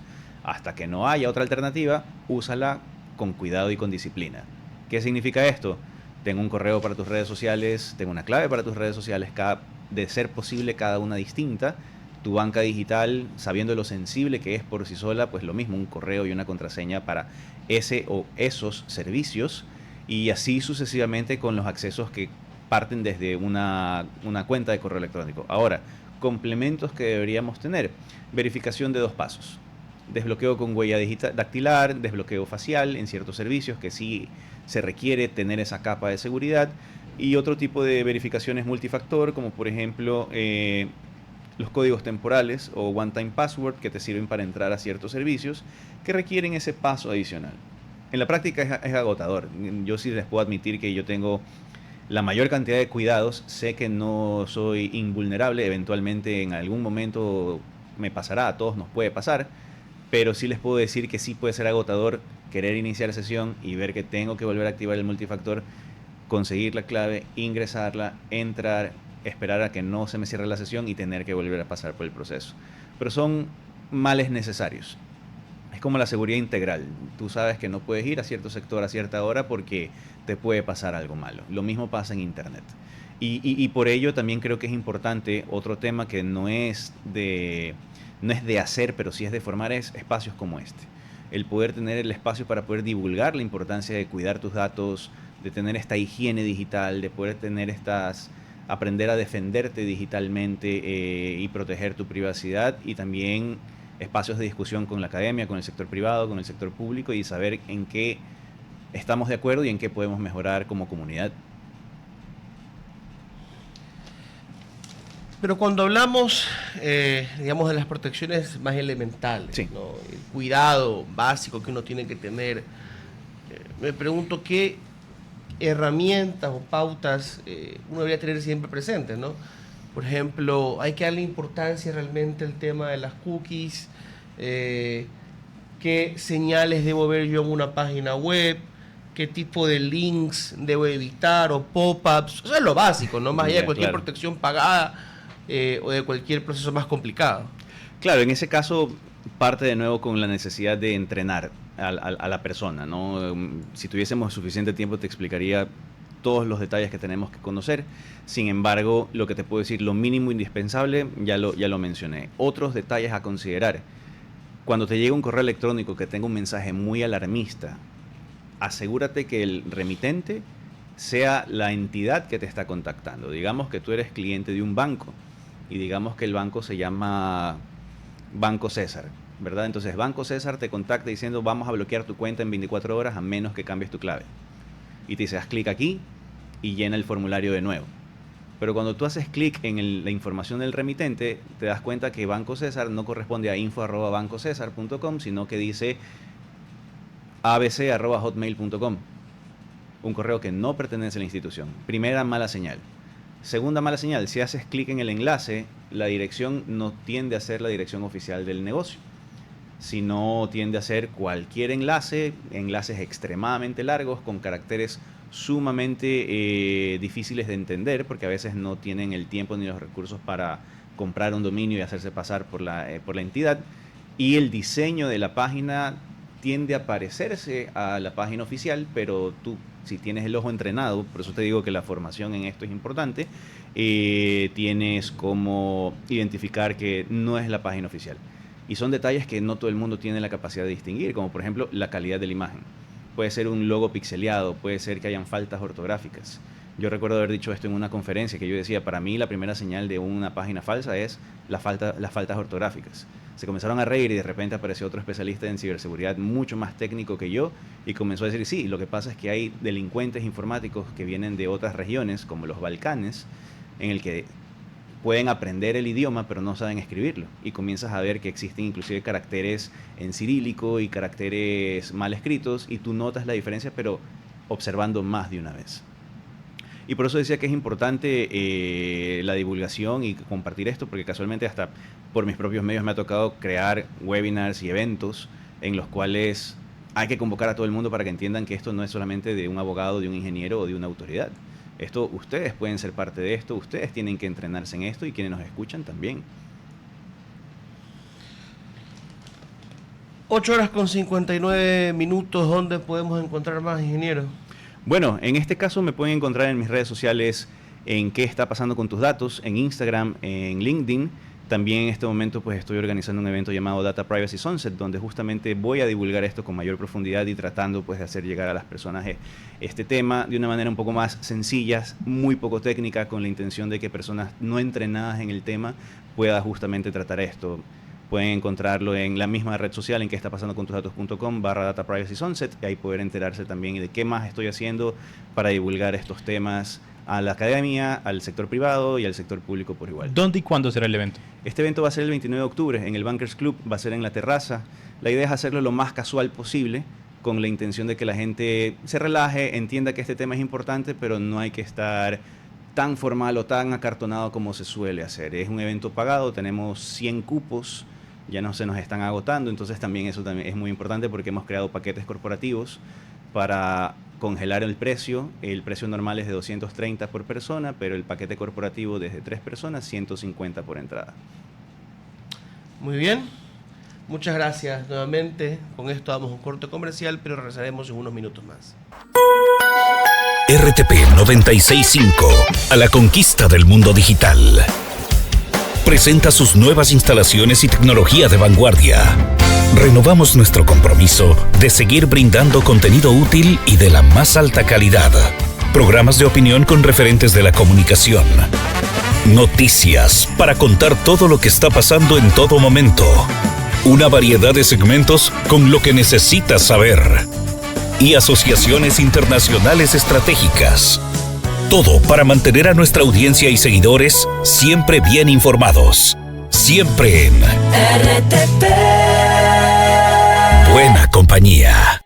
9:09 de la mañana. Gracias a quienes recién se nos unen. Bienvenidos. Y gracias también a quienes nos vienen acompañando desde más temprano. Estaba conversando en el corte con Sofía y con Jorge sobre algunas cosas, pero al final regresamos a lo que nos tiene a todos probablemente preocupados en Guayaquil, y es el atentado que se dio ayer, lamentablemente con un fallecimiento, en la avenida Joaquín Orrantia, al pie del edificio popularmente conocido como el Barril o el Barrilito, hasta el Barril del Chavo, le han llegado a decir. Un edificio que seguramente hasta muchos de nosotros hemos visitado, hemos pasado por ahí, hemos pasado en días y horas parecidos,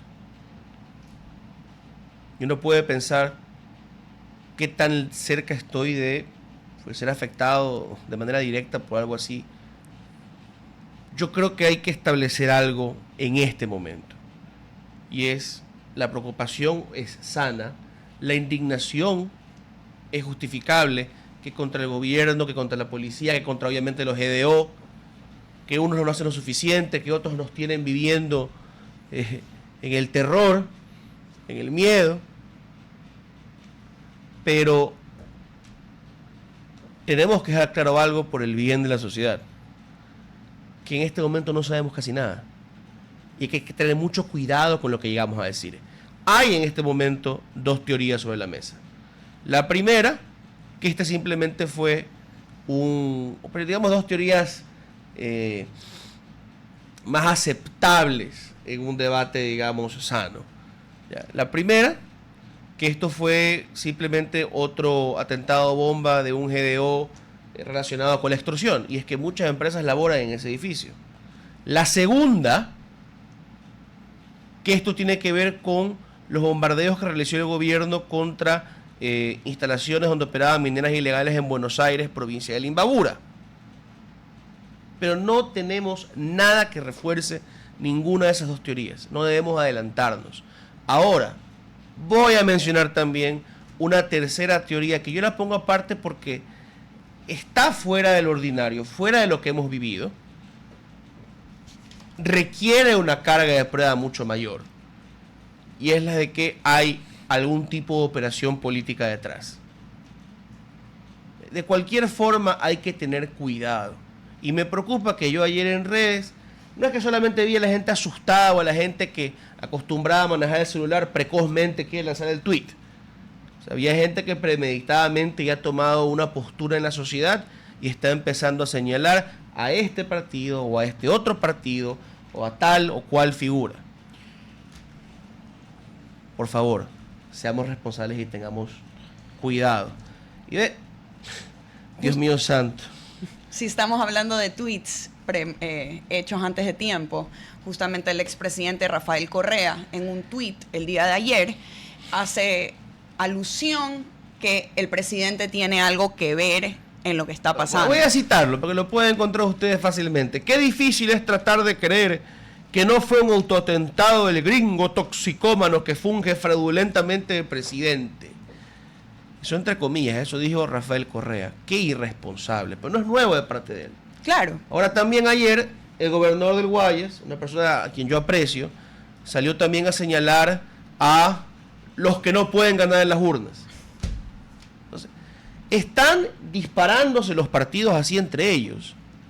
No nos juntemos a eso. Si usted es militante de ADN o militante de la RC o anticorreísta, o yo dudo que todavía se haya conformado un grupo así de fuerte todavía, pero individualmente usted es un antinovoísta, por el amor de Dios, sea responsable.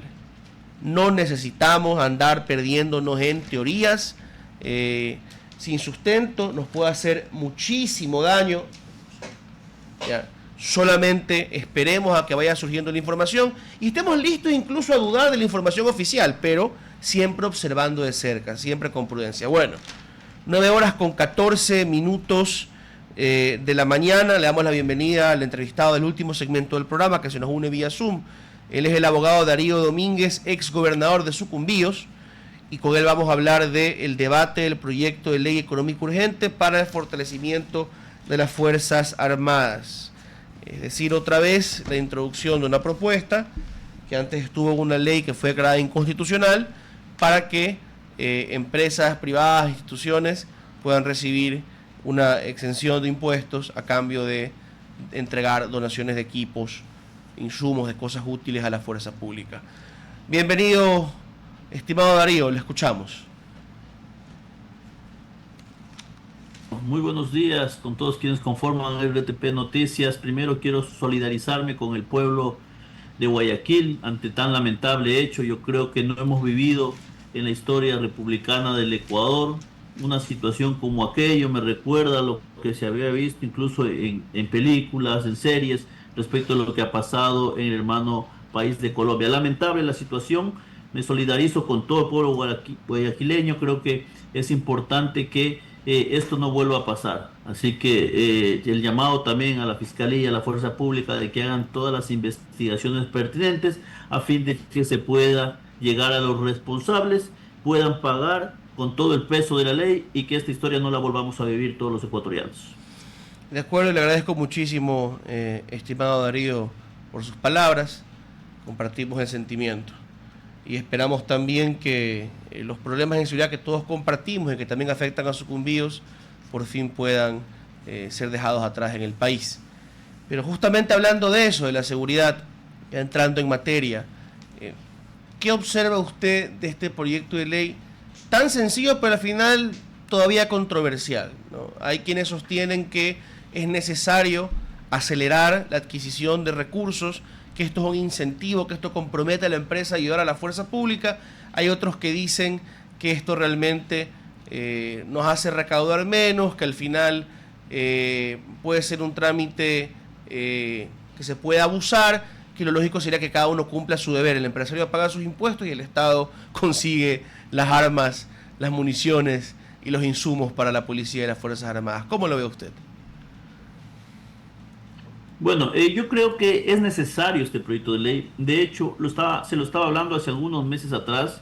Más bien me sorprende la demora en haberlo presentado, haberlo trabajado, porque creo que es necesario, tomando en cuenta un dato interesante. Si hacemos un análisis respecto a las muertes violentas del año 2024 al año 2025, nos encontramos con un incremento del 43 a 47% de incremento en muertes violentas. Y paradójicamente, resulta que la inversión en materia de seguridad en el presupuesto general del Estado entre el año 2024 y 2025 apenas es del 13%. No estamos equiparados al nivel de crecimiento de la delincuencia en función al presupuesto que se le puede dar a la fuerza pública para que pueda atender estos requerimientos.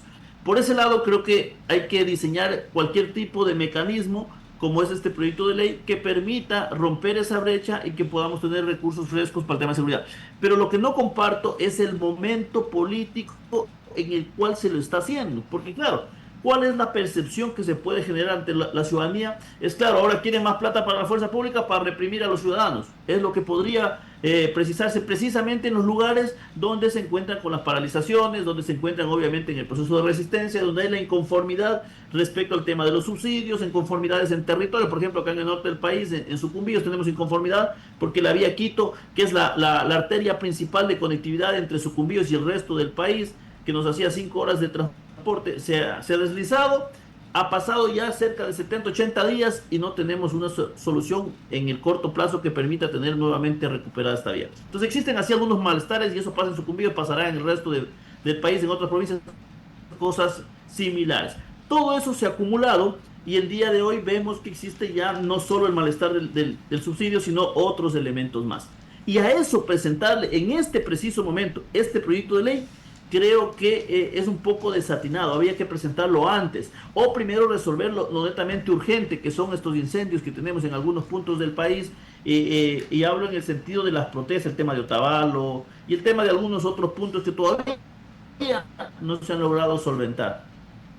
Abogado Domínguez, bajo ese punto de partida, ¿qué cree que puede pasar con esta ley dentro del legislativo y en los procesos posteriores a eso? Me refiero específicamente a si existiría quizás también la posibilidad de que se declare inconstitucional esta ley. Ya hemos visto como algunas han sido declaradas de esa manera por parte de la Corte y se han bajado.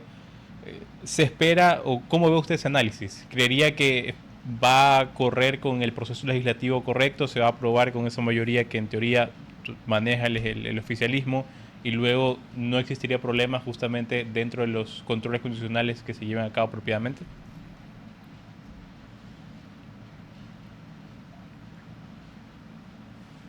Depende eso mucho de la función que van a cumplir los asambleístas, los legisladores. Perdón, ¿sí? No, adelante, que lo habíamos perdido un poco. La pregunta, creo que no estamos... Allá. Ya, correcto. Sí, efectivamente depende mucho del rol que van a cumplir los legisladores, porque son ellos los encargados en evitar de que se infrinja la vulneración de derechos. Y obviamente si no existe vulneración de derechos y si no existe retroceso de los mismos, obviamente no va a tener ningún problema en la Corte Constitucional. Pero para eso tienen que hacer un trabajo minucioso, detallado, y ahí sí poder tener esos objetivos. Ahora, de que pase aprobado el proyecto de ley, hemos visto de que todos los proyectos económicos urgentes han sido aprobados, creo que hasta ahora ninguno ha sido rechazado de parte del Ejecutivo porque cuentan con la mayoría y cuentan con los votos necesarios.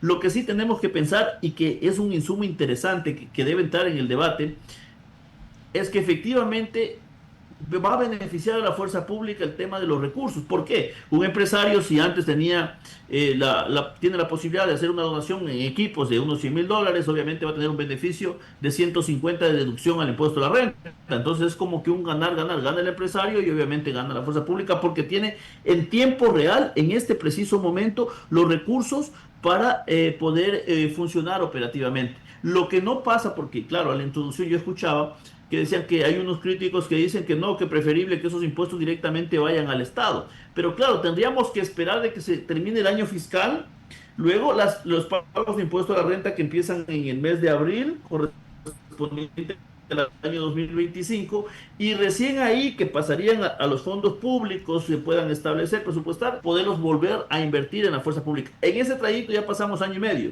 Y creo que los recursos en materia de seguridad tienen que ser más efectivos, y a eso le sumo que una vez que tengan los recursos, recién la fuerza pública tendría que establecer los procesos de licitación, los procesos contractuales, precontractuales, y eso le jalará otros 6 meses más.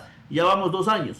Y en 2 años recién vamos a poder hacer efectivo ese mismo dinero tributario para el uso en materia de seguridad. Lo que no pasa con un tema de un donativo, porque al final del día es una empresa privada que simplemente hace la donación de los artículos, de patrulleros, de todos los equipos, obviamente de acuerdo a las especificaciones técnicas que requiere la Policía Nacional, y eso lo hace en tiempo real, ¿no? En el instante.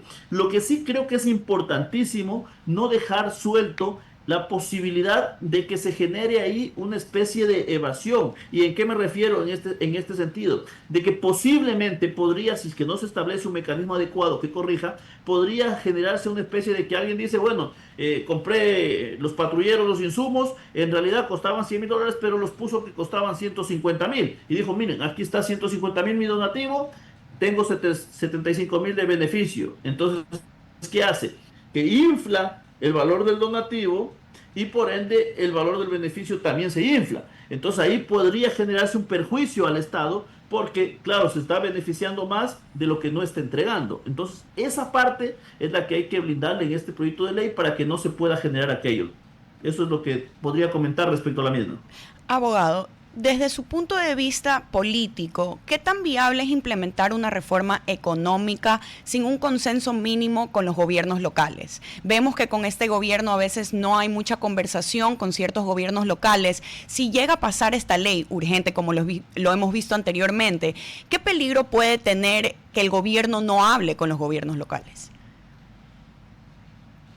Bueno, de hecho, ahorita vemos que están divididos, ¿no? Muchos de aquellos se autoconvocaron. Hay otra directiva que hizo una acción judicial para evitar esa convocatoria, que sin embargo entiendo que la van a hacer. Estaba prevista para el día de hoy a las 11 de la mañana. No sabemos qué pueda pasar. Es complejo ver de que existe un fraccionamiento incluso dentro de los GATS, que si bien es cierto tienen una competencia, pero ante la limitación de los ingresos presupuestarios que normalmente se los hace de forma mensual de parte del gobierno central, se les hace muy difícil ponerles también esa carga. Entonces yo creo que el escenario no es el favorable para que el proyecto de ley, indistintamente que sea aprobado o no, porque yo creo que con seguridad se va a aprobar, pero genere ese apoyo de todos los sectores, ¿no? Porque el país está dividido. Ahora muchos están de acuerdo con las manifestaciones, otro grupo no está de acuerdo. Al final del día el país está dividido. En el tema de los alcaldes, de igual forma, tenemos un grupo que está de acuerdo con la directiva que está vigente, otro grupo que trata de hacer una autoconvocatoria para generar una nueva directiva y un nuevo presidente. 9:24. ¿Qué le merece a usted esta integración municipalista que se celebró ayer en Santa Clara, provincia del Pastaza, con músicos, animadores, Domedardo y sus players, Carolina Jaume, en un momento en que el país vive momentos de tensión y de violencia, con muertos ya, tanto en el paro, en Imbabura, como pues lo acontecido ayer en Guayaquil? Esto ya fue bastante tarde, pero en todo caso es un momento complicado, y encima los municipios se quejan con justa razón de que las transferencias no le llegan, de que no tienen plata, de que les va a costar pagar los décimos que se han hecho obligatorios en su adelanto para el sector público de noviembre. ¿Cómo así tanta fiesta? Claro, y lo más preocupante es lo que yo vi en medios de comunicación que hablaba el actual presidente del AME, donde manifestaba de que coordinadores zonales del BEDE se encontraban llamando a los alcaldes a condicionales respecto a su apoyo en este escenario. Yo creo que eso es bastante preocupante. Creo que habría que verificar bien aquello. Considero que no es el momento ni las condiciones adecuadas para entrar en este tipo de procesos. Creo que primero hay que resolver lo netamente urgente, y lo urgente es los problemas que tenemos en cada uno de los territorios, la tranquilidad, la paz, y después de aquello obviamente poder establecer un mecanismo que permita generar una solución. Ahí existen los dos bandos, ¿no? Los únicos que están yendo, por ejemplo, en ese caso son quienes de otra manera quieren no perder el espacio que puedan tener a través de la asignación de presupuestos extra presupuestarios, y quienes de una u otra manera dicen, bueno, igual no tengo la capacidad económica, no me pagan tantos meses, estoy complicado, y al final del día creo que esta es una pelea entre el Ejecutivo y obviamente quienes están en contra de aquello. Pero más allá de eso, al final del día creo que todos van a terminar llegando a un punto de consenso, de estar de acuerdo en que a todos les afecta el tema económico. Si no, unos por no perder la coyuntura van a mantener una posición, y otros obviamente prefieren dejar esa coyuntura y han alzado su voz respecto a los reclamos, ¿no? Muy bien, 9:27. Le agradecemos, abogado, habernos acompañado en la mañana en RTP, y les damos un buen día para usted.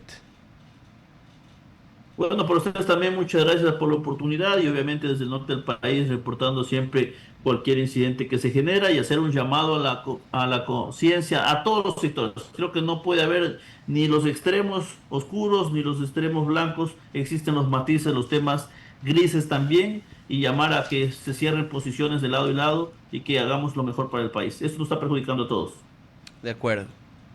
Compartimos otra vez ese sentimiento con el que cierra la entrevista el abogado Darío Domínguez, exgobernador de Sucumbíos. Pues bien, ¿qué tenemos en la página 4 del Expreso?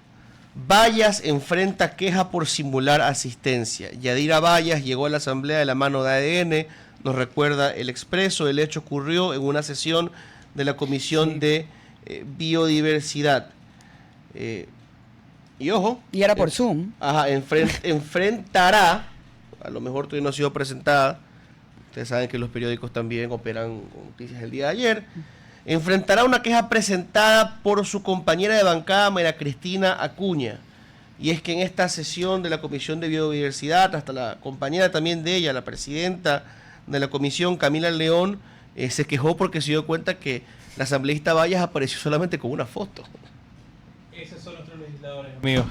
¿Qué te diré? Oye, ¿y serán esos los de la constituyente? Algunos dicen que no, que querrán poner ministros o viceministros. Pero para mí esto te muestra, cuando estamos tan divididos entre Revolución Ciudadana y ADN, que aquí hay gente que no tuviera que estar en el gobierno de los dos lados, tú no puedes ser el gobierno, reírte de Revolución Ciudadana o burlarte de asambleístas o decir que están haciendo las cosas mal, pero cuando te viras a tu grupo político, haces lo que te da la gana. Yo creo que un asambleísta con el sueldo que ganan es una falta de respeto que no te puedas conectar a un Zoom. No te están ni siquiera pidiendo que vayas a Quito, es conectarte a tu trabajo. Una persona normal, un ciudadano normal no tiene la posibilidad de poner una foto falsa y que no lo despidan. Entonces, yo creo que ya es hora que nosotros, de nuestros políticos, esperemos más. Esperemos que no actúen de esta manera. Y especialmente el gobierno que quiere ser esa voz diferente, el nuevo Ecuador. Bueno, muestren que son el nuevo Ecuador. Muestren asambleístas que en el feriado no ponen fotos para después salir a decir que estaban en la reunión. Yo creo que ya es necesario que los políticos trabajen, y los políticos de cualquier lado, Social Cristiano, Revolución Ciudadana, ADN, si ellos empiezan a hacer este tipo de cosas, no tuvieran que estar en esa posición. Hay que castigarlos. O sea, si el gobierno sigue postulando o premiando con puestos a señores como Toto Reyes, que ayer se comió un guineo en el pleno de la Asamblea, a Yadira Vallas, que hizo esto en la Comisión de Biodiversidad, a Jorge Chamba, que aquí lo hemos entrevistado y si lo vuelvo a entrevistar se lo diré, andaba, entre otras cosas, ¿no? Anduvo repartiendo plátanos en la campaña. Ya, si lo siguen premiando significa que no les importa la opinión de la gente. ¿Ya? No les importa la opinión de la gente. Que no se justifiquen, aunque creo que ADN ni siquiera se justifica. No. Los correístas, por otro lado, tienen las peores justificaciones. No es culpa de quien les pone los cachos, hermano. Si te han puesto los cachos una vez o dos, no es culpa tuya. Si te lo han puesto 300 veces, como te lo han puesto hasta ahora los traidores, yo creo que la culpa es tuya y debes responder a la dirigencia. ¿Ya? En algún momento en Twitter, Luisa González compartía la queja de alguien que decía: deben responsabilizar a los que designaron a estos candidatos traidores. Señora, usted era la presidenta, es todavía la presidenta del movimiento, responsabilícese. Y es la voz de Rafael Correa que también él se responsabilice. Finalmente, en la página 4 los dejo con esto. Fiscalía confirma el retorno de Wilson Toainga tras evento internacional. Wilson Toainga vuelve a ser fiscal general. Solamente hubo un reemplazo momentáneo por parte de Carlos Alarcón, pero digamos ya hay una tesis que se sostiene por una resolución de Procuraduría que el Consejo de la Judicatura, hasta que no haya concurso, puede llenar con quien quiera el espacio de fiscal general si Toainga está fuera del país o no está ejerciendo sus funciones. Un precedente preocupante. Así es. 9:32. Nos despedimos, pero los dejamos, como siempre, con una recomendación. Quédense con nosotros, que ya llega Hablando Fuerte de Rodolfo Vaquerizo y, por supuesto, con Sofía. La espectacular Sofía Forneris. Buen día. Hasta aquí, la mañana en RTP. Esta es la mañana. Control Master Marisela Basantes. Transmisión digital Gerardo Díaz. Coordinación de entrevistas Diana Raimondi. Redes sociales Erika Eras. Edición Oscar Saavedra. Todos los derechos reservados. RTP 2025.